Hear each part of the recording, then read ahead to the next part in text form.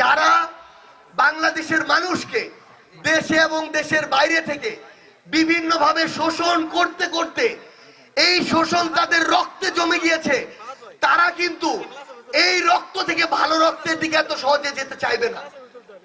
আমাদের সবার একসাথে এই রক্তগুলোর বিরুদ্ধে ফাইট করতে হবে। কিন্তু এখানে গুরুত্বপূর্ণ কিছু দেশের এবং দেশের বাইরের চক্রান্ত বুঝতে হবে।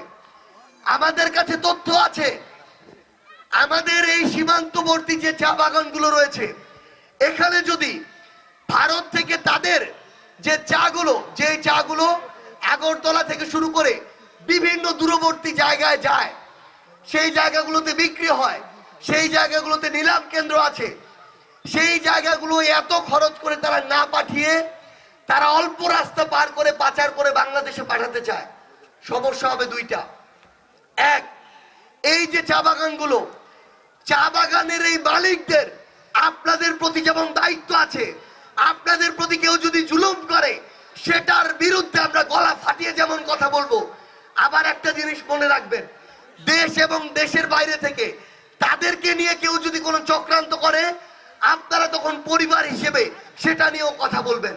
কারণ এই চা বাগানগুলো যদি না থাকে, হঠাৎ করে এগুলোর উপর নির্ভরশীল লক্ষ মানুষের কিন্তু কর্মসংস্থান সম্ভব না। তখন কিন্তু একটা বিশৃঙ্খলা তৈরি হবে। যেই পরিকল্পনাটি চলছে, বাংলাদেশ কিন্তু এখন অনেক কিছুর জন্য ভারতের উপর নির্ভরশীল। এতদিন ধরে এটা বাধ্যতামূলক করে রাখা হয়েছে। আজকে ওই দিককার কয়েকজন মন্ত্রী বলে যে আমরা আর এটা বাংলাদেশে পাঠাবো না। মনে হয় ওই মামুর বেটা ফ্রি আমাদেরকে এগুলা দেয়, তারা বাধ্য করে এগুলো আরো বেশি টাকা দিয়ে বাংলাদেশে পাঠায়।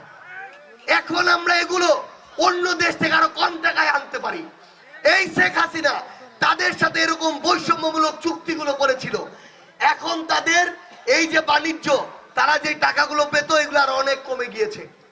এখন তারা আবার ব্যবসার জন্য তাদের জায়গা থেকে আবার কথা বলছে।